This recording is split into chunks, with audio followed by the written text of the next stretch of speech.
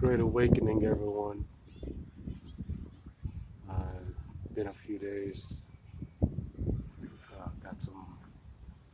Just got out of the hospital, but I want to talk about the process. More specifically, the healing process, and whether it's spiritually, mentally, physically. Whether it's you trying to get in shape, trying to get your spirit right, trying to get your mind right. The process is always the toughest part. It's the most painful part. You know how you have a wound, you may cut yourself, and as it's healing, sometimes it burns a little, it itches, it's annoying. Sorry if the wind is out in the park. But the process is always the hardest part.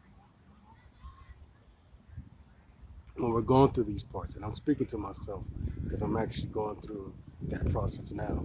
And to be honest, I don't know what's yet to come. Sometimes things are just out of our control, it's out of our hands. And you just have to have faith.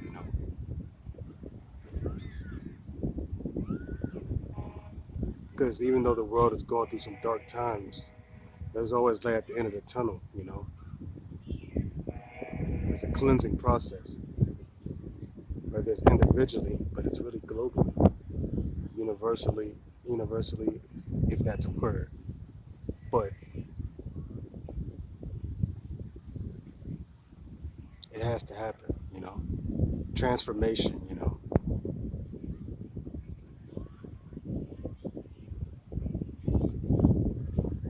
You have to be tested through the fire. You have to go through the wilderness before you get to paradise. You gotta go through the jungle before you get to paradise. You have to go through the wilderness before you get to the promised land.